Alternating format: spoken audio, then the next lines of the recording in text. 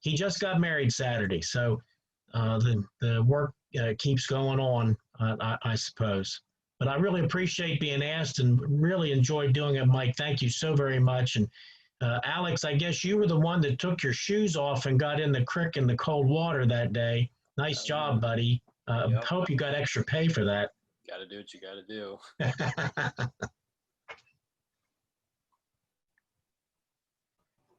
I can jump in next. I'm Caroline Blizzard, even though the screen might say Becky Wilson. And I think same thing. Kara told Mike to call me. We've been doing this ramp cook-off for many years, so it was a lot of fun. And Ben, I'm sorry, I'm probably the reason they were there in April, because the ramp window is very narrow. They had to be there that week in April. We tried to pick the nicest day, and I think we had a good one to be in the field for that day. So that was a lot of fun. I think for me, the thing that I'm most excited about is I referenced my family in the video. And while, when I'm in the woods digging ramps, I feel my grandparents and all the history and the stories. Like, it's the place I can connect to them. And I mentioned one of my uncles who is still living. He's a great uncle. He's in his upper 80s, probably early 90s. And he's going to get to see this video on Saturday.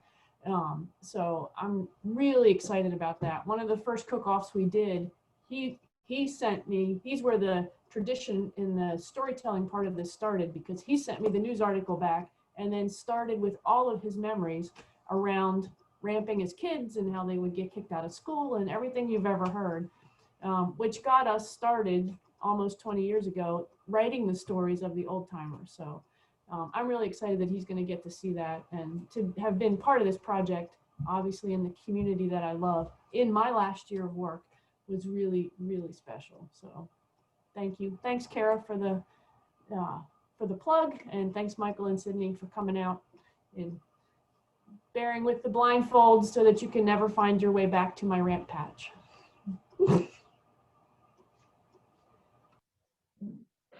I love that part about the film. That was probably one of my favorite parts, the blindfold escapade. I can go next. I'm Dakota Carper, and I was part of the Old Time I was part of the Old Time Musicians video. I don't know if any of the rest of you got to see the videos you were in before tonight, but I definitely just saw it tonight and was so impressed with how that turned out. I think we all kind of agreed that somehow they showed up on the coldest days possible to film, and I remember having a head cold and my fingers like shaking from the cold because we were sitting outside. And none of that shows up in this video. Instead, like, just the heart of this tradition really came out and really shined through that. So I'm so appreciative of the work everyone put into that to make it so great. Thank you for that. How did I get involved in this? I'm not even sure exactly. Somehow there was a Facebook message floating around, and Mike needed some old-time musicians that knew about the music, and I was lucky enough to be one of those people. So it was really nice to go and be with my father, who I had learned a lot of this music from, and just talk about how that music is passed down from generation to generation, and be an example of that during that time.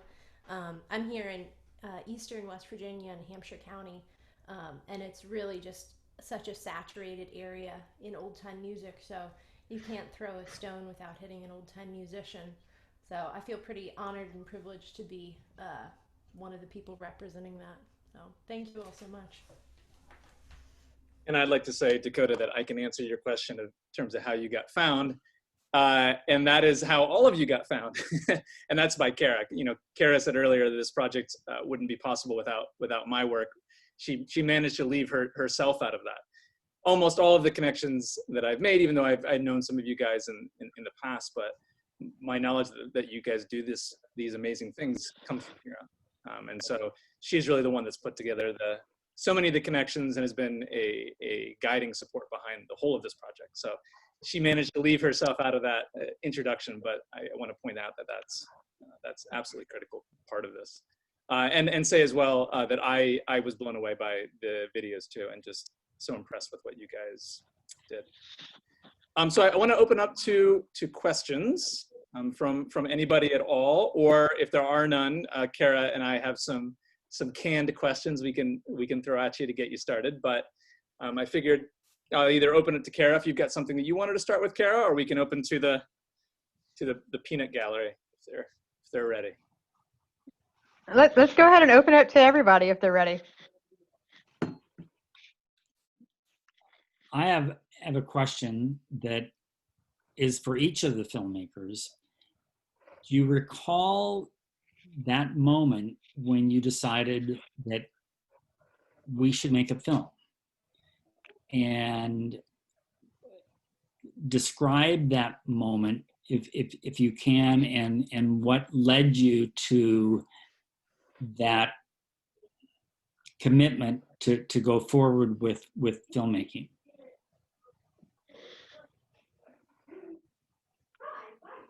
I mean, I would say this is something that Mike should also speak to part two, because without Mike, that there would have never been any films to even start or even create. I mean, without him, he was a huge part in making it. But I mean, I think as a producer, on his part, he really set everything up and set all of the stuff up and gave us all the tools. But then it was really up to us after he hands us the camera and says, go and film, and then go and edit, that it becomes I really have to make this a film and I have to turn this into something. This isn't just like something I'm doing just to do it and have a couple videos for the App Fest, but this is something I really need to kind of create and put into something and make it into something special. And I think that was for me, it was, I mean, being out in the field and being in with the filmmakers and being with Ben and being with Caroline, out doing the things and being there with my camera, being like, oh my gosh,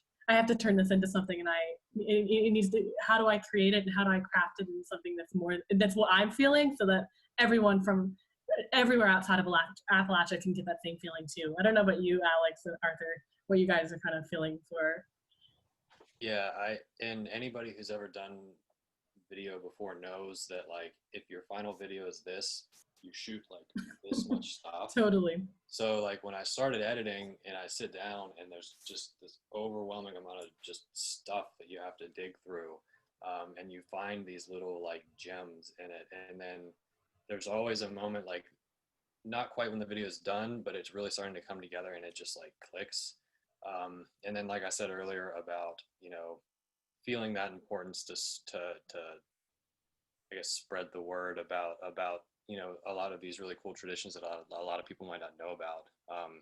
Yeah, that moment when you really start to see it come together, and it's definitely is like, yeah, this is important. So I could say that in a lot of ways, I think that decision-making, that process happened with Mike, because he, you know, we had discussed a few ideas, and then ultimately he was the one who pushed things forward and produced. And so I can't claim credit for that. But at the same time, when I was there at the barn dance, I have this kind of saying I tell myself whenever I'm filming, it's that if I'm excited while I'm filming it, then it's more likely that the audience will be when they're watching whatever footage that is. And if I'm bored, say it goes both ways. And so when I was filming the barn dance, you know, it was just subconscious. I realized, oh, wait a second, this is fairly exciting. I really enjoy being here, just as an individual, not even just as a filmmaker, but just I enjoyed this experience. And then I thought, oh, that means it's going to be like, it's going to make for good viewing too. So that kind of is how I thought of it.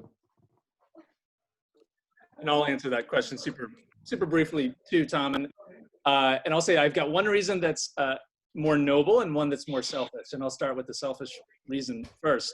I mean, one of the great joys of getting to do documentary work is getting to go places you have no business being otherwise, you know, and getting to spend a day with each one of these folks and go inside of their world is just, it's actually hard to explain how much joy that brings you as a creator. So each one of these little trips is a little adventure, you know, and you get to see something you would not be able to see otherwise. So that's the selfish part of it. But I think maybe the more noble part of it, and really what's driven me behind the whole of this project is, you know, we have this amazing rich history in Appalachia. which has been documented in the past. There's been some great documentary projects that have been done. I think some of that needs to be updated. And I also think that the mid-Appalachian region is underrepresented. So that's part of it. But really the driver for me here is thinking about, we're changing so quickly, and we think about the last 30 years in particular, across the country, but in Appalachia in particular, is just at warp speed. And so I want to look at, how it's changing, and also why should we hold on to these things? Should we? Are these traditions important? What do they mean? How do they evolve? Where's that going? How do we adapt while also holding on? Like, what's that tension between moving forward and staying back and holding on to what we love? And I think that's super, super rich space. And it's also one of the questions I wanted to put to you guys, how you think about that. The presumption here is that these things are relevant, but are they? And how are they? And what do you think about that? But before jumping the queue in questions, I want to ask the question that's in our chat here. So keep that one in your back burner. It says, this question's for the filmmakers. The landscape clearly plays an important part of your films. This also could be a question for the tradition bearers too. How do you approach capturing the environment of your film, and how does how did that affect the way you hope to represent the region? And I think the way I'd spin that towards the tradition bearers is, how does the landscape and the environment inform you and what you do? Yeah, I can start. I think for my two films, beekeeping and ramp hunting, purely like we talked about with the weather, they're so dependent upon the environment and the environmental issues that surround these traditions that can keep them alive. It was a huge part for me to try to play into that and touch on that within these films, and really kind of not only showcase the traditions and how interesting they are and the history of them, but like the environmental factors that go into them, and that we may not realize that climate change has an effect on ramps, or the way the bees work it is affected by the weather and by climate change and things like that. And so that was something that when I went to film, I had never really thought about that and never really put together the two connections. And so I really think it was important that, because Appalachia is so affected environmentally and we associate it with the environment so much, it had to be a huge part of it. It had to play and help represent the region, not only through these traditions, but through what Appalachian people experience through the environmental factors.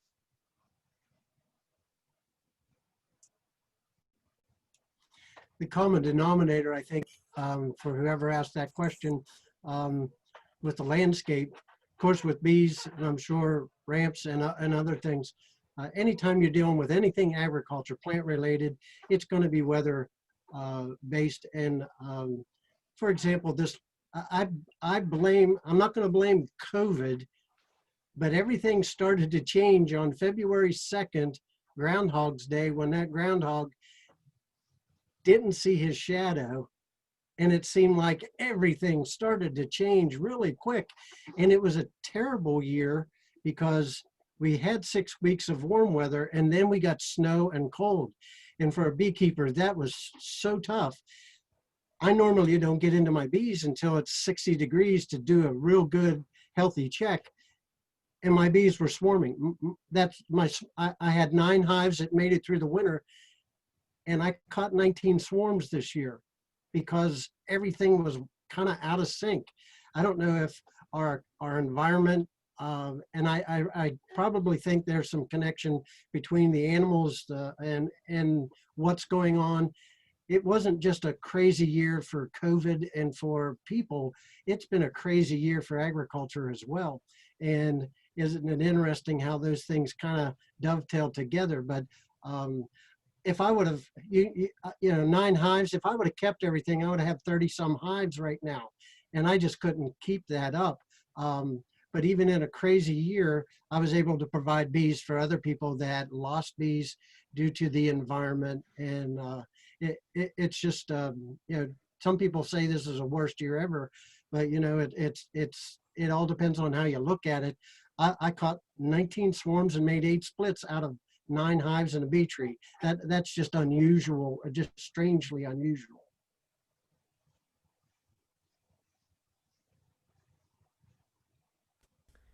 I think landscape, you wouldn't think would have much of an impact on music, but surprisingly, here in West Virginia, the landscape has affected historically old time music a great deal because of travel.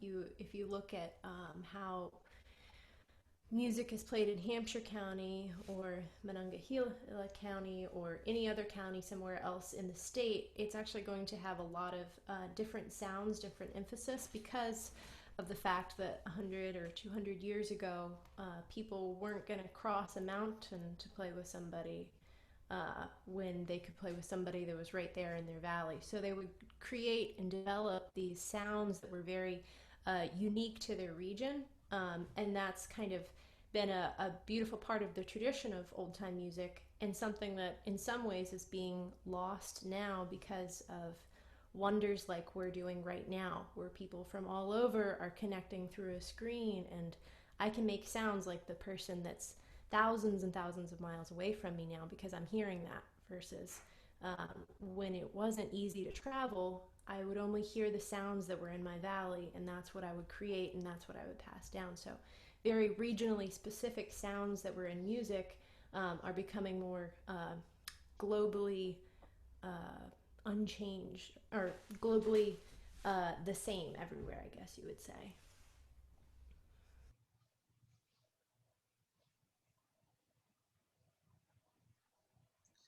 Well, anyone else that wants to answer that relationship between culture and landscape, which I think is a fascinating question, feel free to hold on to that and answer. I'll put another one out while they're coming in.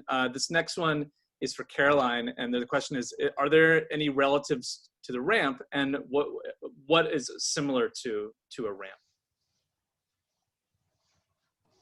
Not really. Well, so similar would be an onion, a leek, and a garlic. So a ramp is a little bit of all three of those. In the wild, you can find wild onions.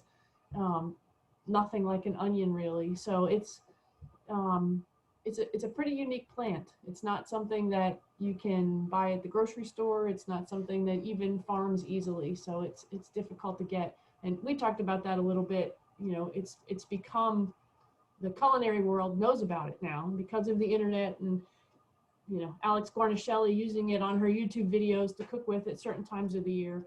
You know, there's this place where you want to bring that tradition forward, but then you're also revealing that tradition. And, you know, it's not uncommon to see folks come and dig up large patches, put them in a van and drive them to Washington, D.C. and sell them out of the van on the corner. So there's, you know, bringing light to some of this in the day and age that we live in. This kind of ties to the other one also. It can be a double-edged sword, which is why we blindfold people when we take them to the patch. But there's really nothing like it. And because it's such a short window, you know, everything is about ramps in those 2 weeks. All the dinners, all the, you know, so you can eat your garlic through the year, you can eat your onions, and you can eat your leeks, but you can only eat all three of them in one plant for about 3 weeks. As a note here, we did a profile on pawpaws that I thought was one of the most fascinating ones that we did, and Inside Appalachia is going to carry that in October probably. Nice. So stay tuned for that. But very, very similar story, and extremely difficult to cultivate. I could say more, but I'll move on to the next question. I've got one for John here, and we got some questions about fishing. So what kind of fishing is good in the rivers out where you are? What other kind of fish you got? Well, we have a number of really good species in the streams and in the lakes. Obviously, brook trout is the premier species that our areas are known for.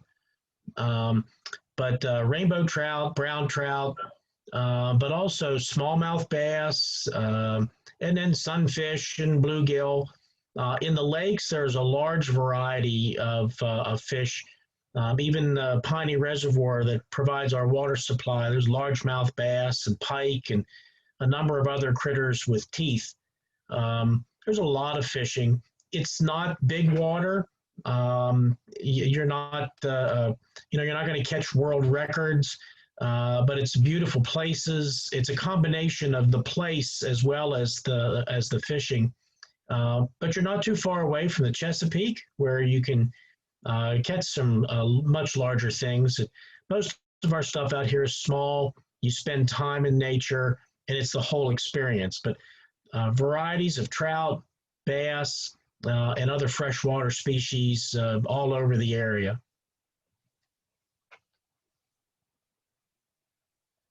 Thanks, John. And a question for Dakota, and then back up to Ben afterwards. Dakota, this is something that you had mentioned in your video about being a symphony trained musician as well. And this question is, what are some of the differences between how symphonies work and how old time music works?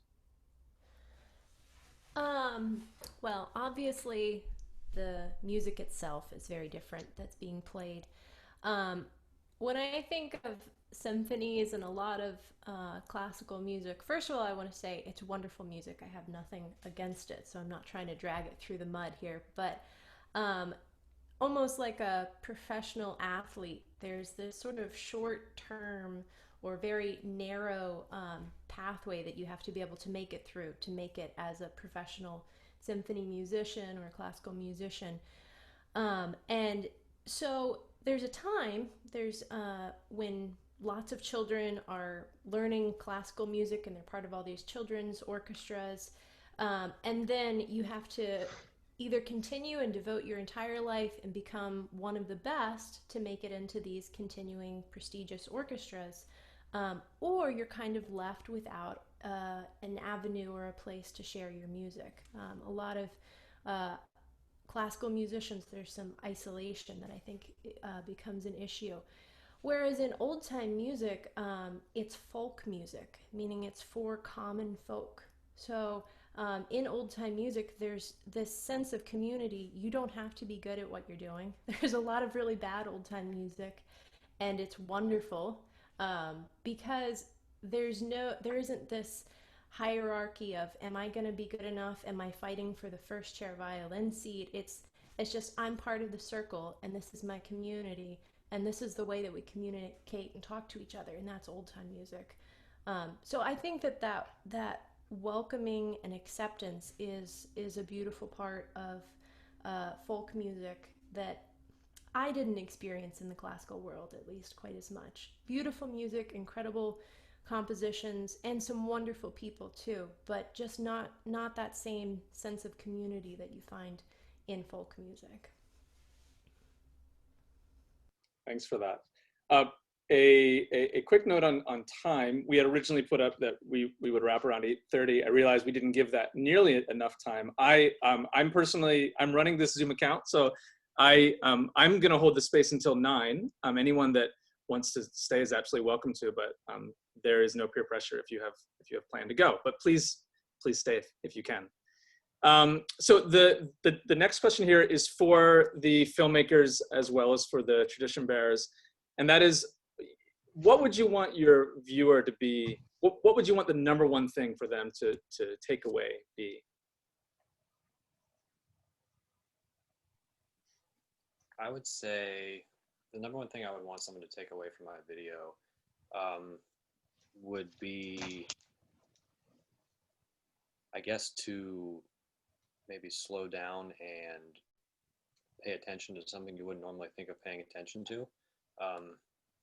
And this almost kind of goes along with the question about capturing the environment. Like when we were filming at the Castleman and also at the cabin, just, I tried to incorporate shots of the surrounding area and the beauty of the setting that we were in, whether it's the river or this old cabin with all this history in it and everything, and just maybe notice the smaller things that make that specific tradition in our area unique is what I would want someone to take away.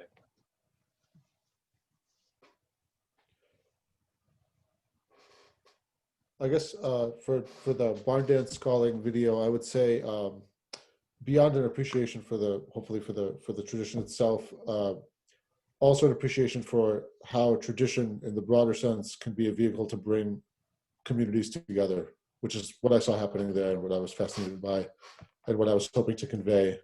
If that hadn't happened, I guess without that, there would have been no particular reason I think, for that group to come together. I mean, I think that maybe we're having some kind of event anyway, but that was really what turned it into like a kind of a communal thing where people were actually interacting with each other.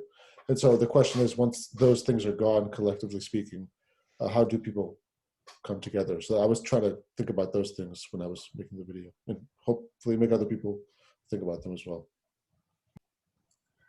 For me, I think something I always try to look at too, what I really look at when I film and do documentaries, and what I really wanted to hope people to get a sense of is the traditions are really the focus and the kind of main piece, but I always love to look at the people and who the people are, like who Ben is as a beekeeper, and Caroline is as a red hunter, and that the tradition itself lives on, but these people make it, and they make it the tradition of what it is, and they're the ones that are keeping it up, and they're the ones that are choosing to do it and keeping it going, and like Ben, spreading it on to the next generations and the next youth. And I think that's really important for people of Appalachia, because I don't often think that we get a spotlight like that, and we get put into a light that is, in that sense, like a positive and has a good connotation of that we are doing things to inspire the next generations and keeping these things alive, for the positive and for the better. And so I really hope that the viewer gets a really good connection and sense of who Caroline and Ben are, as well as through the other videos of who these people are. Because I think at the root of it, that's who what we're focusing on, is that there's these really cool people out there in Appalachia doing really cool stuff that you don't know about, but hey, now you do. And so that's what's really important to me.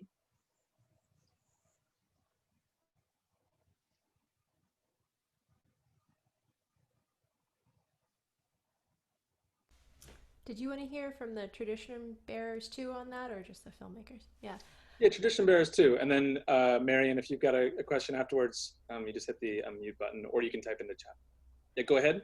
Well, the thing that I feel like seeing this, I've taken things away from seeing this that I hadn't even experienced putting into it maybe, but I saw, like, going back and watching the video Alex put together, that was like, it made me really realize sort of what a valuable thing we have here that's often overlooked and isn't in the mainstream, isn't known widely. And it made me think to look for the value of things that would be in other cultures or in other places, in those out of the way spots, like to look and see the value of what's bringing other communities together. What are the things that, like old time music is for me, that have meaning for somebody's life, and that kind of, what are those things? It makes me want to look and see other people sort of in that way, to see what brings life for them, you know.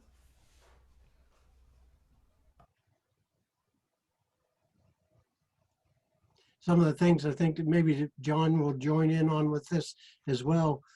Trout and bees are very sensitive to their environment. They're indicators as well. If you don't have trout growing, then that water quality is very poor.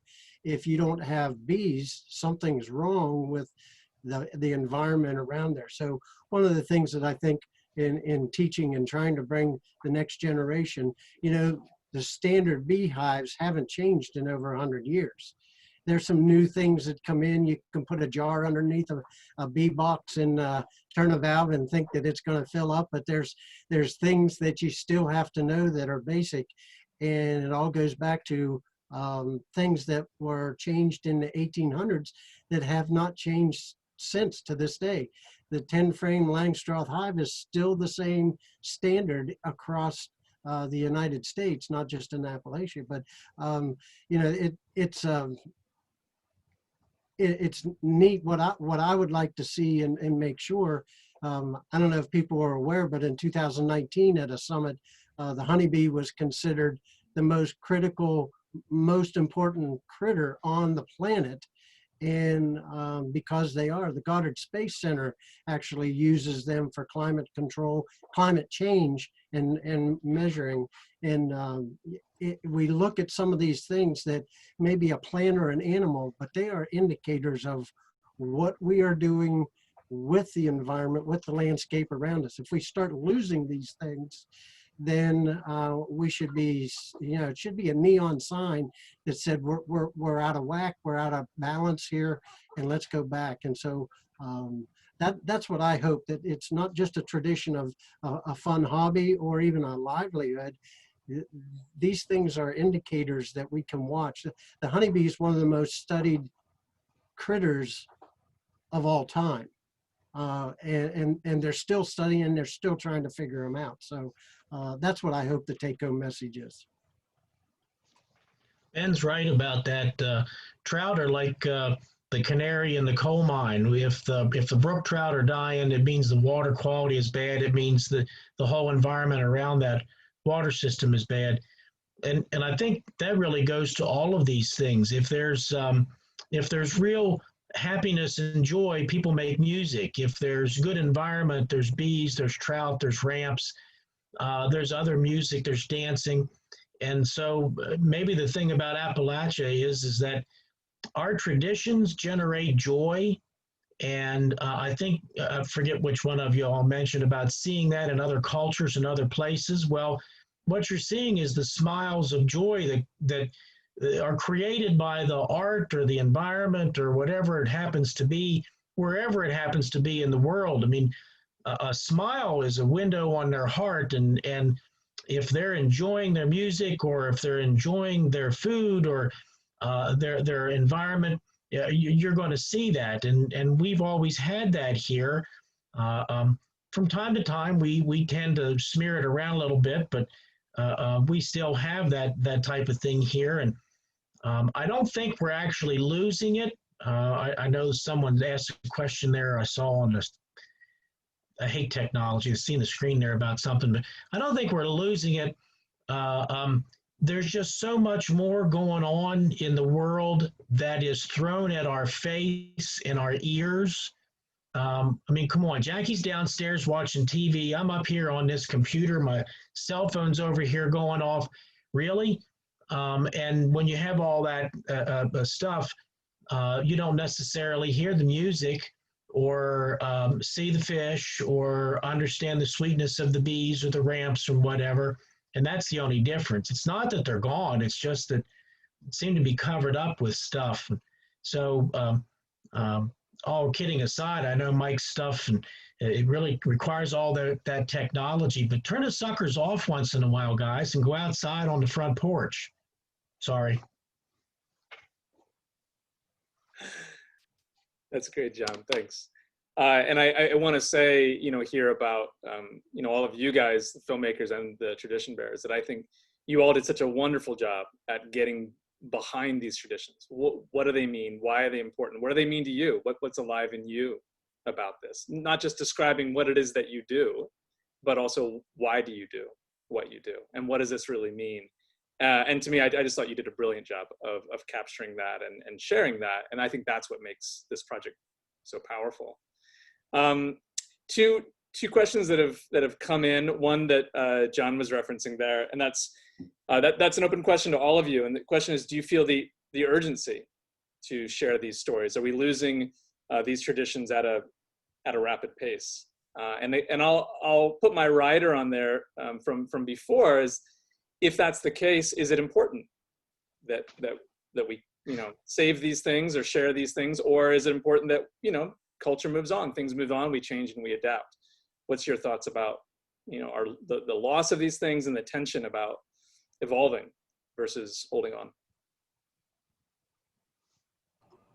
I'll jump in. I think the ramp tradition will last. I think it's familial, it's passed down, it's the community based. I mean, you and I talked about, you either came to get ramps at the cook-off or you found a fire hall where they were serving potatoes and ramps en masse in every church or every fire hall. So I think it will continue in the communities, where I had the opportunity as a ranger and a naturalist to turn it into a program that brought it to groups of people that maybe not necessarily didn't know that it existed or that it was a thing. I mean, our number one question to come to the ramp cook-off, most folks thought we were celebrating the opening of the boat ramp with a cook-off. So really no idea about what this thing was. So I felt really good about bringing that tradition to a wider audience. If I stop doing that, if I leave that position and the person that comes in behind me doesn't have the same passion for the ramp like I do that came through my family, it would be a really tough program to carry on. So, my goal was to kind of instill it into the staff at Deep Creek Lake State Park so that they were excited about it and would continue that. But the tradition of ramps in Appalachia itself, as long as the ramp is in the woods, the people that live here are going to be digging it, canning it, eating it, figuring out new ways to make it last through the year. So I think it's solidly safe in that way. Again, and then there's the preservation of it, right? Trying to keep it local and not available in New York City and on the corners as they come into Appalachia to harvest it and move it. So, yeah, it's not a boat ramp. Yeah, I think that's a really good question. For me personally, the more I've been diving into Appalachia or how I look at Appalachia, like it's just the more I've moved out of Appalachia, the more I've learned that how people view it isn't always what I had thought it was. Like my little bubble of what I thought Frostburg was and what my family and everyone around me had thought Frostburg was and had these kinds of traditions. It was so normal for me. I mean, when I remember talking to Alex being like, oh, well, you can cover the one about the musicians, because that's what you do. You do that. And I was like, oh, I'll do beekeeping. I'm like, that's Beeman. That's in my last name. Well, it's in both of our last names, but like that's something that I think we take for granted. And then I'm so used to, like, I have memories of coming to AppFest and going every year. I mean, Alex and I would go every year for our high school and share our documentary there. And I think I began to take that for granted, that the more farther I moved out of Appalachia, the more I realized that people's perceptions of Appalachia is so very much like hell-bent on those same pictures that when, President Lyndon B. Johnson came in and took, and we remember those little kids with no shoes sitting on the front porch, and you think of like documentaries like Stranger with a Camera, and you have these perceptions of what Appalachia looks like. And I think it's so important to kind of stick your finger in that and say, but wait a second, this isn't it, this is different. And to really kind of say, here are these traditions that you may think look a certain way, but to me and to these people of Appalachia, it's different, and it's important, and it's held in a different light. And for me, that's why I think it's really important to kind of preserve these stories. So I think especially in the media right now, with everything going on politically and the way we are looking at Appalachia politically, that we're losing these kind of core concepts of what Appalachia is, and it's kind of being skewed different ways back and forth. And so to hold true of, here are some traditions that have remained the same and will always remain the same, I think is really important to capture that on film and for the future. And I think that's something that I hold and have continued to hold into the films that I'm creating in the future. I have to say, Sydney, you're like bringing tears of happiness to my eyes. I know you were so excited to leave, and now you're so excited to kind of turn the camera back on Appalachia. And I'm really happy to have seen the whole evolution of your thoughts and kind of your growing affection for home. So this is really wonderful. Thank you for sharing that. Oh, you're welcome. I never thought I would be here and be in this position in my life and missing Appalachia and wanting to turn the camera back. It's who I am. I can't deny my Appalachian roots, and it's a huge part of me. But I'm glad you said that, Kara. I'm glad you said it. If I could say, I think that urgency to preserve this before the tradition fades away or something, I'm so encouraged and excited to see the huge number of young musicians who are excited to be playing old time music right now. There's young elementary and middle school age kids, there's high schoolers, there's college students that are all just kind of passionately going hard after this music like you wouldn't expect.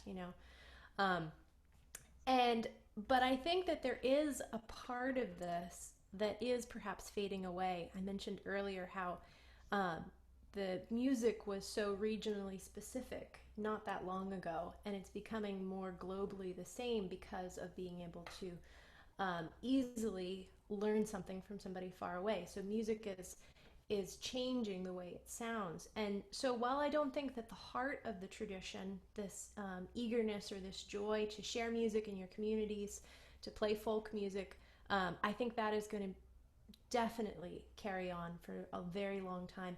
I do think that the sound of the music, though, is changing. And so I think that there is a lot of importance in kind of recording and hearing what the music sounds like now, what it sounded like as far back as we can remember at this point, because in 50 years, it's probably going to sound pretty different because our lives will have had an impact on the music, just like the people that were playing it 50 and 100 years ago, their lives had an impact on it. So to remember sort of this part of history that we're in right now, I think there is importance to that. And it'll be carried on, but it will change as we carry it. I've just got a follow-up question for you there.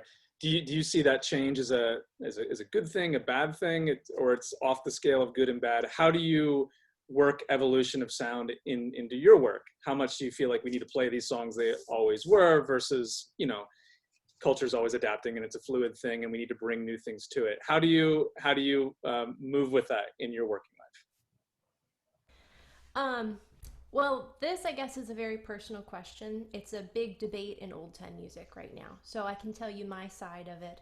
I feel like the greatest importance is the spirit of old time music. It's the gathering together, those communities, sharing music, welcoming people and letting them know that they have a place there and that that's kind of the most valuable part of this music. And it's achieved by having these simple tunes that people can pick up easily and play to the best of their abilities. Sometimes that's good and sometimes that's bad. But I think that to me is the most valuable part of old time music. And it's wonderful that core part of it has a fabulous soundtrack. That's all of the tunes that we play and the way that it's played. But for me, I don't care if the music changes a little bit in the ornamentation here and there, or, you know, the bowing styles change, or we become better musicians maybe, you know, I'm okay with that as long as the community aspect of it stays. But it is a balance. I talk with Joe Herman, who's here in the area, and he talks about how sometimes we have to look at music as a statue or a beautiful piece of art. And you have a respect for that and you have a reverence for it because so much care and work went into that. And that's sort of the historical part of old time music. There was care, there was history, there was work that went into making the music sound like it is now. So we want to value that. We don't want to just throw that aside. But it's a balance. You know, we also don't want to crystallize that part of music so that it no longer has the life of the community in it. So I think it's constantly a balance that we're trying to strive for. Very beautifully said. Thanks. Mariana, did I see that you had a question earlier? You can unmute yourself or I can unmute you. Yeah, there you go. You're free. Yeah, I'm neither a filmmaker or a tradition keeper. But I saw the little YouTube presentation, and I want to echo what John said, John Kirby. It left me with a sense of joy, a sense of connectivity to the people, to the beauty of our region. It also struck me that none of them were seeking entertainment outside of themselves. They were entertaining themselves. So the creativity that is instilled, whether that's beekeeping or doing the fly fishing or the music or the dance, was all from a sense of self and creativity. And when I look at so much of our society nowadays being totally emptied out because they're constantly being entertained by others, it was just a sheer sense of joy, of connection, and of community that I felt watching the, you know, all the little YouTubes. And just want to say thank you so much. It brought about, and John used the word joy, and I had written down to use that, but that's exactly what it did. It was wonderful. And maybe it will inspire others to get out of their homes, out of technology, and realize the richness of what I call Mother Earth. So thank you. I think John said it really well.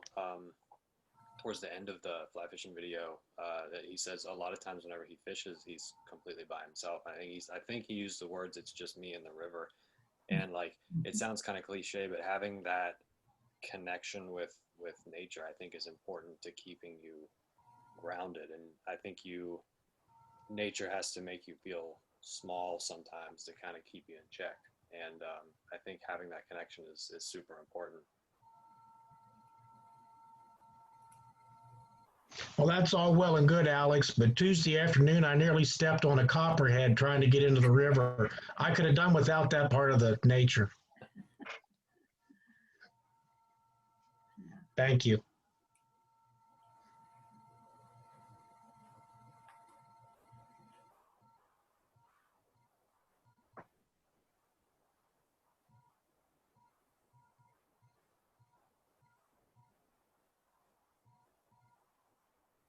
Other questions from anyone? I'll look and see if we have questions for here. And Kara, if you have any questions as well. Well, I just wanted to say thank you to everybody involved in this project. It's been a really incredible project, and I'm looking forward to the podcast and the exhibits and everything else that's coming up as part of this project. And I just want to say how much I value the role that all of you have played in this, and how excited I am now to have all of these great videos to be able to incorporate into my classes at FSU. Because I think oftentimes students from FSU come to Appalachia. Many of them are from here, but many of them come to this place, and they don't have a sense of familiarity with our landscape, with our cultural traditions. And these types of films really provide a sense of introduction, and I think provide a sense of welcome to those students. So I'm so grateful that these films now exist, and I'm so eager to use them in the coursework that I put together for my students. So thank you for making this happen.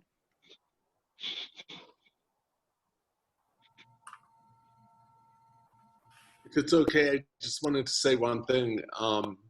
I'm lucky enough to, which has really been great. Or she teaches me a lot at school, where she's at school now.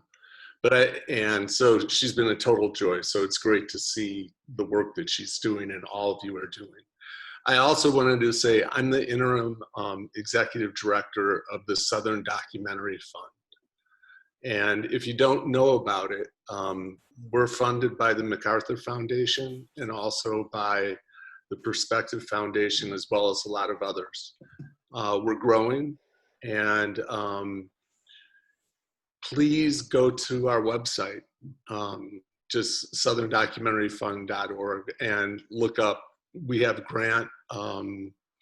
We'll be opening up a grant submission in the next, probably within the next 3 to 4 weeks. We've had some issues with COVID, obviously, like everybody else.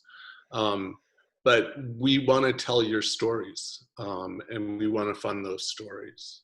And our entire mission is just to fund stories in the southern states. And so please, reach out to us, contact us. And we're also doing, we're branching out into podcasts and into still photography, not just filmmaking.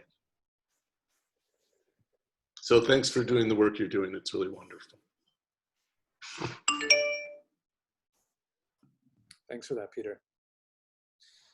Mike, I have something. I have something at 9 o'clock that I'm gonna jump off and go in. But I wanted to say, when I see this collectively, and even some of the past work that some of the first ones that you've done, I look at this as you've brought what Foxfire books were in the 70s to the next generation at a much better quality, because you have the visual there, not just the storytelling. But I've enjoyed reading the Foxfire books, but I'm a visual learner, and I really think that it's a project worthy of making sure that you can get it out to the masses, because I think they're going to, education is important, but, I'll also say, like John,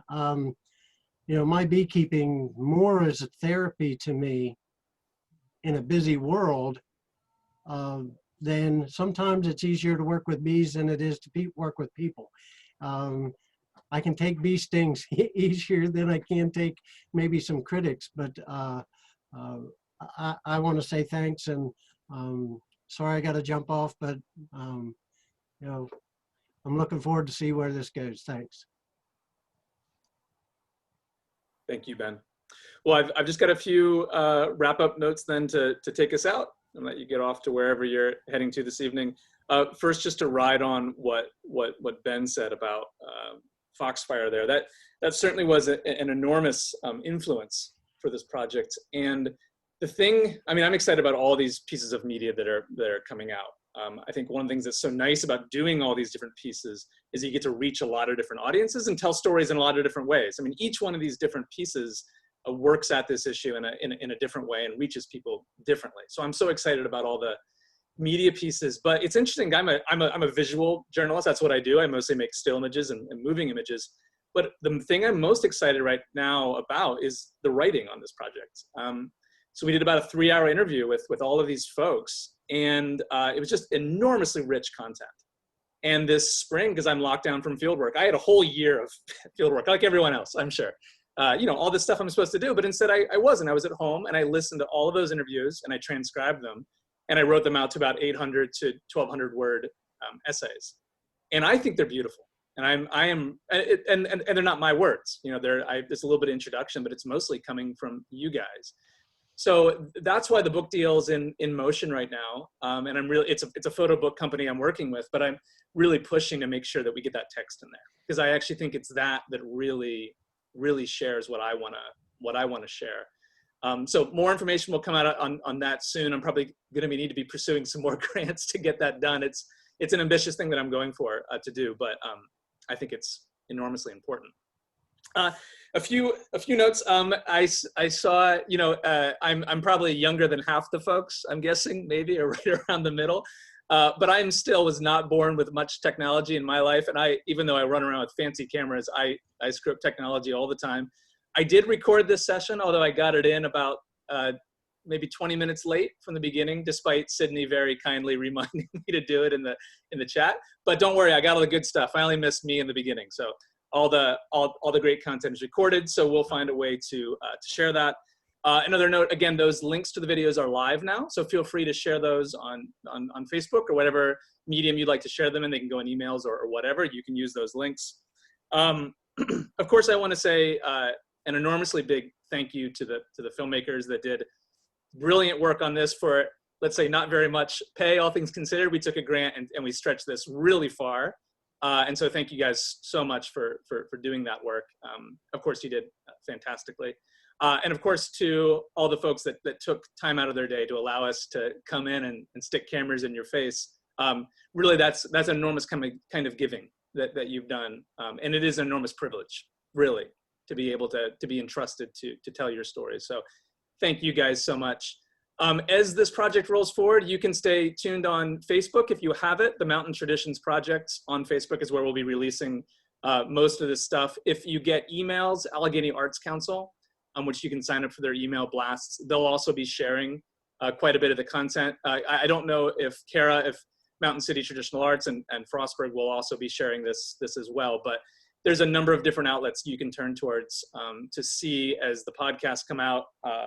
We get ready for the Smithsonian piece, hopefully will be coming out, the book, and then the big gallery show in June will be the big release. And hopefully at that point in time, we can get everyone there and we can share this together.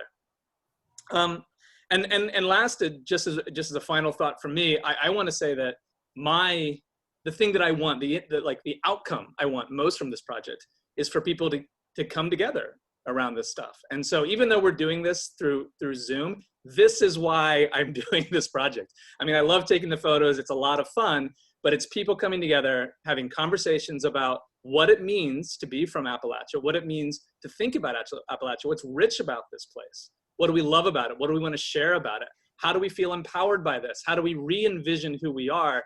That is why I'm doing this. So you guys showing up tonight, you know, it's a small group. We're 25, but every single one of these conversations moves that forward. So I can't thank you guys enough for showing up, because I think this is where the work really is. So thank you guys so much, and please stay tuned as we keep doing this work. And be sure to join us tomorrow evening for the symposium, Black Lives in Appalachia. And join us on Saturday for all of the great music events and workshops and storytelling events. And there's a kids puppet show, a little bit of everything. It's all virtual, so tune in. And thank you so much for joining us for the first night of year 15 of the FSU Appalachian Festival. Thanks, guys. Thank you. Thank you. Good night. Good night. Bye-bye. Thank you Thank again. you guys. Thanks for showing Bye. up. Thanks.